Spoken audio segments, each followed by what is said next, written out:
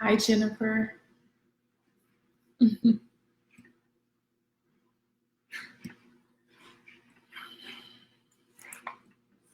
I am coming on early just to make sure that I am here and ready to go at 8:30. So thank you all for joining me, for jumping right on. Appreciate it. Jennifer, can you hear me pretty clear?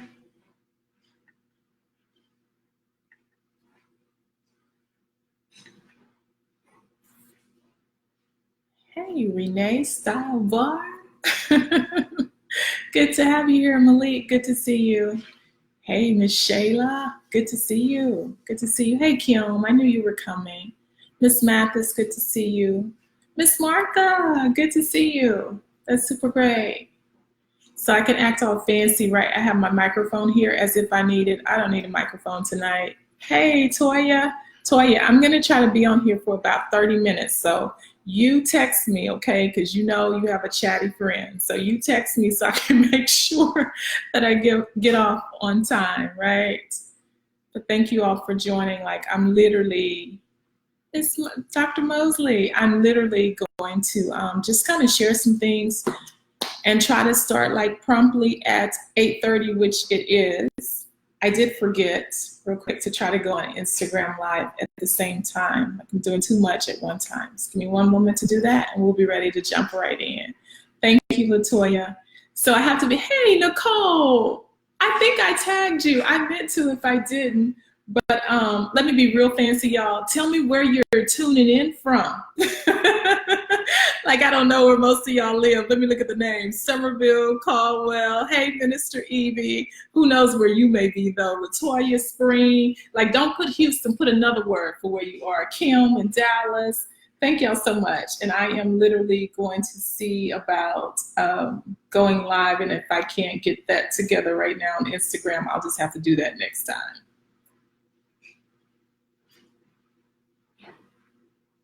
I think there. All right. Okay, so I'm gonna just jump right in now and just give you some thoughts, give you some things that I have going on, and then get your feedback as well. So don't allow our postings to deceive you about our process. I'm saying that as if I'm answering a question, and I actually am, that I get pretty often when people give me feedback about those of us who appear to be jumping out there doing all types of things and seemingly being successful. And what I will say to you, myself included, is don't allow our postings to deceive you about our process. Now, I'm going to apply that real quickly to like business, but I can tell you that that quote is accurate in whether we are dealing with relationships, any type of relationship, whether it is marriage, whether it is friendship, whether it is a business relationship. In business and the process of business is definitely so. Just in any dynamic, don't allow our postings to deceive you about the process. So here's where we get some action. If you know that to be true, go ahead and give me a like or a heart or whatever you want to do. Don't allow our social postings to deceive you about the process. Now, why do I want to emphasize that? Even myself included, because here's the deal. How many of you remember, like, way back in the day, and I was trying to find the one that I had here, the Rubik's Cube. If you've ever played around with the Rubik's Cube, you know that the front side of the Rubik's Cube, or the side that you are working on, right? Thank y'all for all those hearts. All of those colors on the front side can appear to match. So whether you're working on the red one or the yellow one or the blue or whatever color, next time I'm gonna have that prop, that front side can match. But if you flip that Rubik's Cube over, you know that there are a whole lot of stuff going on the back side that is not matched up, that is not right? And so oftentimes that is the process. So I'm saying this twofold. One, so those of us who are posting ourselves, we don't begin to believe the hype. We don't begin to think that like there's something like magical or something whatever about what we're up to. But then for those of us who are watching our lives, I don't want to be a part of what accidentally discourages you from doing your process. You can talk to people in any arena. I'm telling you, whether it's business, relationships, whatever that is, we post the best part of it. We post oftentimes the most delightful part of it. But I cannot tell you the number of times in my journey to even just doing Dr. Gina L. Lynn and even doing like starting an org, the number of times that I felt discouraged, the number of times that I had bloopers, the first time that I tried to go live with the Bible study and my technology didn't work, or when I did the online course and the things that fell apart behind that. Just sometimes showing up at a place and things don't work out quite like I planned. So I'm saying that with full transparency so that you know at whatever stage you are in on your process, whatever stage you're in your relationship, whatever stage you're in your marriage, whatever stage you're in working on your degree, whatever stage you are in, don't allow the postings that you see of people to discourage you from doing your process. We literally post the best parts, but any good marriage will tell you that behind the scenes, they've had some difficult conversations. Any good friendship will tell you that behind the scenes, at times they've grown apart or they've had to work through some dynamics. Any good business leader will tell you that there have been a whole lot of fall shorts before they got to that part that took them over. I can't tell you now with the number of, I guess, engagements that you see me getting, how many no's I got in the process, how many times I felt a sense of rejection or not coming through in that. So that's a thought that I just wanted to share. Don't allow our postings to deceive you about the process. And that's for anybody, whatever you're up to. That's just a quick thought. I'm going to move on because my time is moving like already like that. The Tipping Point is a book that I would reference. It's by Malcom, Gladslow. So in between my little discussion points, I'm going to give you some insights, tips, things that I kind of do to help me. The Tipping Point is written by Malcom Gladslow. And hey, y'all telling me hi. Hey, Auntie from Fort Worth. Hey, Latricia. So it's by Malcom Gladslow. The reason why I like The Tipping Point, because it aligns with what I was just sharing. The Tipping Point talks about how you get to the tipping point of this thing and people really celebrate like that part that made you go over, and very few people acknowledge all of the work and effort that went way before that happened. And so I want to encourage all of us that yes, the tipping point can come. The moment at which you went from being unknown to known, the moment at which your company went from being in the red to being in the black, or your relationship went from struggling to now thriving, or your your overdue account went from being under to finally being in the black. Like the tipping point can come, but don't despise like the added value part to that process. Long before you get to the tipping point where perhaps the account is no longer in the red and it's now in the black, you can celebrate when you used to be over by $15 and now you're only over by $7. Like we have to really learn how to appreciate the components of the process, knowing that the tipping point is coming, but there's value to acknowledging your journey and being okay with what your journey looks like. So I hope that's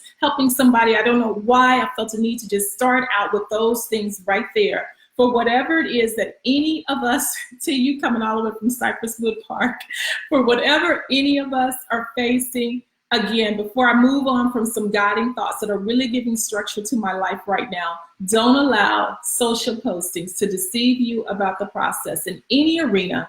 And then The Tipping Point by Malcom Gladslow is an excellent book to read that helps you really appreciate that journey before your thing goes over the top and becomes great. In the last 6 months, and I'm going to speak more specific to Dr. Gina Lynn. In the last 6 months, this is what I will say. I've learned then to appreciate baby steps. I've learned to appreciate baby steps even the more. And there's a practical tool that I want to share with you. It's called Snowballing, actually, and we use that in finances. People teach in finance classes. Hey, Sylvia and Anitra and Chastity, Dr. Anitra. So people teach in finance class about snowballing, and they teach you to put your small debts first, put everything in order, and then knock out the smaller debt, and then knock out the things after that. Well, this is what I want to say about that. You can do that in any part of your life. What has helped me so much in my ability to appreciate the baby steps is to literally begin to mark out tangibly things that I need to get done. And when I get them done, no matter how small they are, I acknowledge it. Because with the busyness of our days and our times, it's easy when you're trying to work on something huge to lose sight of the things that you're accomplishing all along the way. So in my calendar, and however you would, thank you, T, however you would manage your list, I even make a list about making a list, right? So on my list, it could be respond to my niece, Hannah, reach out to my nephew, Prince, take out the laundry. Like, I acknowledge those little things, because how many of you know that it's the little things that can eat up a whole lot of your time and a whole lot of your effort. So recognizing, though, then that as a principle for life, like, you don't have to wait until you get to the big thing to be able to celebrate your small things. So I do it tangibly in my day-to-day living, where I literally have lists, y'all, and I don't delete my stuff. Let me just chunk that out at you all. When I get something done, I don't delete it or throw my list away. That way, sometimes when I get to an end of the week and I feel like, no, what did I get done this week? I'm literally able to open up the day so we can say, oh, okay, that's what I did. That's where their time went. Because if we're not careful, there are subtle things that happen throughout our week, throughout our journey. The bigger picture is that tries to minimize our value and minimize what we're doing in this world. So that's a tangible way to capture it. I've also began to embrace even the more. Thank you. If that tip helped you just a little bit, thank you. I've also begun to do some chunking. This helps me, just talking about me and in trying to be this business owner and manage also a nonprofit organization and have dynamics going on with different relationships and all of that. How do I do that?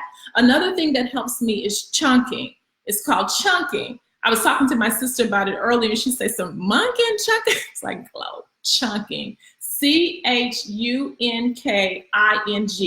It is this notion that we have so many things going on. And so we have to chunk activities to get that done more productively. So there are times when I determine that I'm responding to all text messages that are in my phone. During my response to text message time, I am chunking. I am only sitting right here for these next 30 minutes to an hour, or whatever that looks like for each of us, and I'm chunking. I am responding to text messages. During that time, if the phone rings, it has to go to voicemail, because this is me and the way that I work. If I pick it up, then I can easily become distracted and go down a trail and find myself not doing the thing that I set out to do. There are other moments when I simply respond to emails, and I do that for a while. So because we want to maximize our time, we want to live life purposefully, the more things we can put in order to make sure that we make space to be about our purpose, to be about the thing that God created us to do, then the better that is. Along those lines, I'm going to lean in a little bit more. What these things really are doing for me is allowing me to embrace. So I'm going to talk about that in a minute. I'm embracing mindfulness. Mindfulness is being attentive to the state and the condition of my mind. Now, this is something that in many cultures, especially for those of us in African American culture, and I know I have friends on here who are from other cultures, but I'm going to speak for us. We have a tendency to sometimes avoid or not even discuss, to almost count as taboo, our mental awareness and what's happening, mental wellness and what's happening in our minds.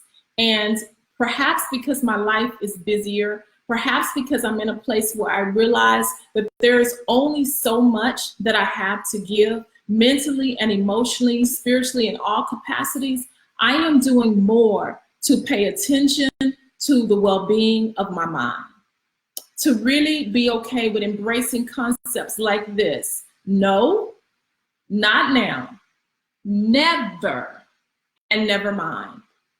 So that's a whole other segment that I teach, but I'm just telling you this. With mindfulness, I am learning how to embrace these concepts. The power of no. My friend Charlotte says it all the time. No is a complete sentence. She used to tell me, and you explain too much, G. You give a no and then you get to explain it, but you're a fully grown woman. No is a complete sentence. And if that no allows you to value your priceless piece, then no is an acceptable answer. Not now. It's not that whatever that is unimportant. It's just not now for me in my life. And so no, not now, never. Now that one becomes critical when you begin to look at your mind and you're trying to figure out, does this thing add value to me or does this thing take away from me? There are some things that are not now, meaning I may get around to it one day, and then there are other things, there are other people, there are other situations in which you have to determine, in as much as what you know right now, you know, the Lord can change folk and do whatever he do, you know, because he changed us. But we're talking about right now. We're just talking about right now, okay? There are times when you really have to say never. When are you available for dinner with me? Never. When you have time for that conversation? Never. How do you know when it's a good time to say never? Because that can sound harsh. Now, I'm just saying never based on what you know right now, right? Because in the future, who knows what could happen, but never based on what I know right now. How do you know when is a good time to implement your never? When you look at track records. Hey, Antonio, all the way from Georgia. When you look at track records, when you interact with people enough to get, this person has that way of being. And right now, given my own mental capacity and state, I just can't fit that in. I just don't have room for that. This is something else that I have learned, that in relationships, it is okay to remember that you two are part of the relationship. And so oftentimes in relationships, we can be so busy trying to make sure that the other person is well, that we forget to look back and say, am I well? Is this interaction good for me too? I'm busy trying to make sure that they're encouraged or they're stimulated or whatever that is, but is their energy good for me too? And if not, then y'all, we have to be okay with putting the boundaries in and saying, no, not now, never. And then one of my most recent embracings is never mind. It's when you really step back from stuff and you assess, how much energy and effort am I giving to chasing this thing down? Whether that's people, whether that's situations, whether that's an explanation, like how much of my energy and my effort am I spending trying to chase folk who are not chasing me? Y'all remember that movie? I think it was My Best Friend's Wedding or something, and she's chasing after this truck trying to catch up with her friend, and somebody asked her the question, who's chasing you? And it was this realization that you're spending a whole lot of time chasing after people, but when you look back, are they chasing after you? And at some point, we have to make the decision like, you know what? See, that's that hard stuff. When we have to come to those realizations and say, never mind. Are you spending a whole lot of effort trying to chase down a rumor or explain stuff to people? And this is what I've learned, that a lot of us can spend energy explaining, and sometimes people really don't want to understand. The end goal is not that they understand. You're trying to explain, trying to give an explanation or understanding, and they really don't want to understand. Those circumstances are when you give yourself freedom to say, never mind. Why? It's all under this umbrella, the bigger umbrella that I'm talking about, which is mindfulness. Mindfulness is doing the necessary work to take care of your mental well-being, to make sure that you're well. That's within the bigger context of understanding that if you truly believe that you have purpose and meaning here on this earth, then all of these components are important. Your guiding thoughts, how you manage your time and your emotions and your energy, and then layering that with an awareness that even how we manage our mind. Latoya, you gonna text me soon? Hey, Auntie, you said yes, ma'am. So I'm gonna move on because I know she's gonna tell me something else. This is another thing that I'm embracing. I am embracing morphing, evolving, and changing. So I'm gonna give you this quick illustration. Everybody know what water is, right? Give me thumbs up, like I don't know y'all know what water is, right? So let me just use that example. So running water is purposeful, just regular running water. Like if I was to jog over there and cut on the sink real quick, or you were to do the same, running water is useful, right? Frozen water is useful. Frozen water is simply called ice. Boiling water is useful. Boiling water is what we use to like cook eggs, or to, thank you, T, or to even like, what is it called when you boil stuff to make sure that it doesn't have germs and things on it. And all I'm saying to you is all of that is water. They're just variations of water that have a distinct purpose at a different time. And so boiling water is no better than frozen water, is no better than running water. All of it is needed depending on the situation.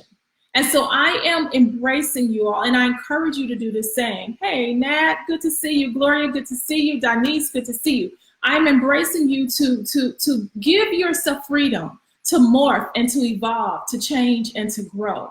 And somebody may bump into you in your frozen water stage and tell you, but I remember when you was running water. I really was running water, but now I'm frozen water. And I'm checking out what it looks like to be this person, to express this side of who I am, to explore these thoughts and these feelings. And then they may circle back and they was looking for you over there at frozen water stage, and now you're over here boiling water stage. And what I want you to know is that that is okay too. You don't have to live defined by one box, and people don't have the right to tell you that, okay, I thought you said, I did say that, and I wanted to do that. So when I look at my own life, I realized I wanted to always be a principal. Guess what, y'all? Many of y'all know that I became a principal. And then one day, literally, I was sitting at my desk, and I remember thinking, I'm done. And I didn't have to make being a principal wrong, or being at a school wrong, or make my school wrong. Many of them are my friends to this day. But I transitioned and went to work full-time in ministry. And then I felt a prompting to do the nonprofit. And then I felt a prompting to do this whole Dr. Gina L thing. And all I'm saying is all of it were expressions of who I am. If you've paid any attention to my logo, it's a cowboy boot and a stiletto. There's a reason why. Because I've lived in a world where I felt as if people were constantly telling me choose, either or. And I am intentional about saying not either or, no, both. Because I'm all of that. So some of us will never feel our full potential, feel our full sense of being completely alive and well, because we keep trying to fit into one definition. Hey, Jeff, Dr. Ogletree, we keep trying to fit into one definition of who we are supposed to be.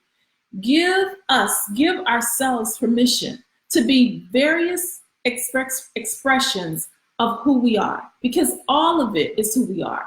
If you catch me in the country, I got a pickup truck and cowboy boots. If you catch me here in Houston, I'm doing a completely different thing. And all of it is a part of who I am. So that's what I would say on embracing. I'll say both of those again: mindfulness and embracing this sense of morphing, evolving, and changing. Now, the only thing that gives me clarity in any of it is really taking care of my mind, being able to think more clearly.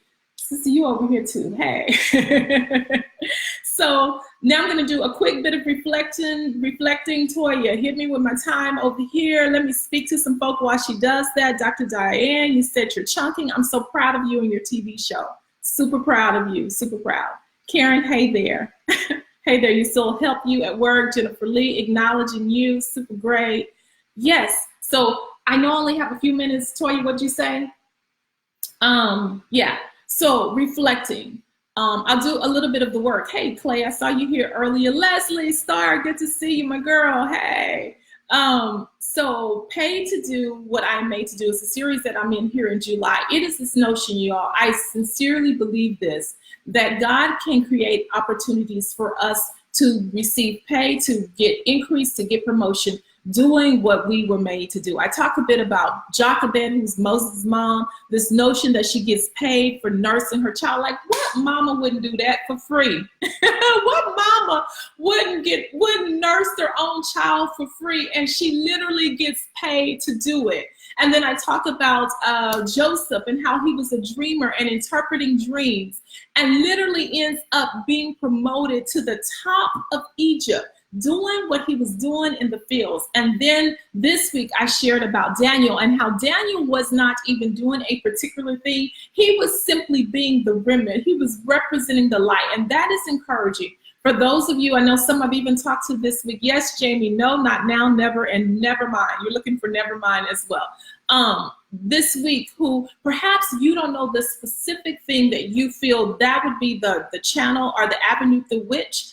I am able to do the thing I feel created to do. I don't even really know what that is. Get this, Daniel wasn't doing a thing. Daniel was just being. Daniel was being the light, right? And he got paid. So I invite you, go to the YouTube channel, subscribe for me, please. Listen to those lessons. And I have two other series that are there already as well. Columbus people, I have a surprise for y'all tomorrow. On my Friday freebies, I got something for y'all tomorrow. I know Toya's about to send me another note, so I'm gonna wrap this up. Blog. The blog that got the most responses this month is the one that's called That Dance Though, where I talked about my nephew and I talked about his father making sure that when his 4-year-old son goes out to catch the pass, that he throws in such a way that his son, unless he is almost guaranteed to catch the pass. And I talk about how the father is like hinting and giving words of encouragement. And when my nephew catches the ball, y'all, sissy, he dances, honey child, he dances like he done something. Y'all, he dances, he's super cute. I encourage you to go and read that blog. But here's the deal, here was the greater takeaway about that blog. Like, I know for some of us, especially if you've had not as productive relationships with the father figure, when people talk about God being a good father and somebody who's rooting for us that we can't see, that can be very hard to embrace and to imagine. And I won't pretend that I can fix all of that for you right now. So for those of you who have great images of fathers, and just bear with me for a moment, but for those of you who do not, and because many of us are steeped in church culture, and they reference this good father and this daddy thing all the time, and in our heads, we have no imagery of that. We can't imagine that. We don't see that. We don't know exactly what are you talking about. I just want us to be encouraged that although we may not have a full awareness, and I use we loosely, meaning including myself so that I'm not ostracized from the group, because Greg Jerkin Sr. did right by his 8 kids, right, in raising, protecting, providing for us. So I'll give that nod there. But I do understand it and I get it. And I just want you to know that even if you were to go and read that blog, it talks more about that. Like really having this awareness, for those of you who need to even hear that tonight, that there is a higher being who is out here in this universe, y'all, and he is rooting for us. He is doing just like my brother-in-law does with his 4-year-old child. He is trying to get us to the place that the blessings that he has for our life, they line up. Literally, if you were to see my brother-in-law and his son, he is coaching him, he's hinting, he's telling him, and I'm telling you, there is a God who is doing that for each of us. And so all we have to do is ask him to help us be more present to his nudgings. Like that literally can be our prayer. Father, when you're trying to steer me to the right or steer me to a company or steer me to a particular person, help me to be more sensitive to your nudgings. Admit to him that when it comes to this good father thing, I don't necessarily know what that looked like. And I'm used to being out here on my own. I'm used to being the person who has to do it by myself. And so, yeah, help me, because I want to hear your voice. I want to feel like there's somebody cheering for me and watching for me. And to be honest, I need it. So that would be my encouragement. I want to say more about that right now, but I can't. I'll end with this. I know, T, I got these few minutes, so I'm going to say this. More than anything, this is what I would want to be a quick takeaway, because I've had the opportunity in the last 6 months, you guys, literally in the last 6 months, this is something in my head that I said I'm going to do, and I watched doors begin to open for me. I can give you a whole other segment in another time about that. But this is what I would want you to know. It is not enough, and I will say this over and over, it is not enough for you to stand on the sidelines and root for me, root for any other person that you admire. I am telling you, with everything that is within me, I appreciate it. I appreciate every open door. I appreciate everybody who comes to the programs and to participate, but that is not my aim. My aim is to empower you to get out here and play the game. I say this over and over again for everybody who has stood in line and like nothing but cakes and Crave cupcakes and whatever other establishment like that. I am telling you that somebody told the people who had those ideas, nobody gonna stand in line and buy no $5 cupcake. Don't nobody want no $5 cookie. Don't know from Ooh La La. Don't nobody. And I'm telling y'all, I stand in line with the best of them. And I know how to make a pound cake. You can't be Zoe's daughter and not hardly know how to make a pound cake. But I stand in line. And all I'm really trying to tell you is that for everything that you see established in this earth realm, there is somebody who told the inventor of that you can't do it. That nobody is going to want that nobody is going to receive that. And what we do is we start canceling out our own ideas before we even try. It is not enough for you to cheer for me. It is not enough for you to cheer for whatever leader you admire.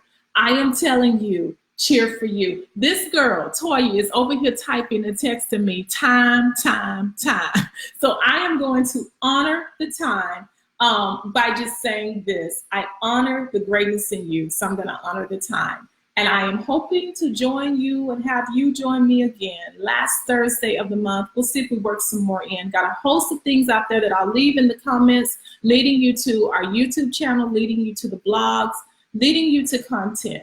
I honor the greatness in you. Thank you all for joining me tonight. I hope that you got something out of it. If you did, let me know. Talk to you next time. Bye now. I honor the greatness in you. Thanks, T. I appreciate you, friend.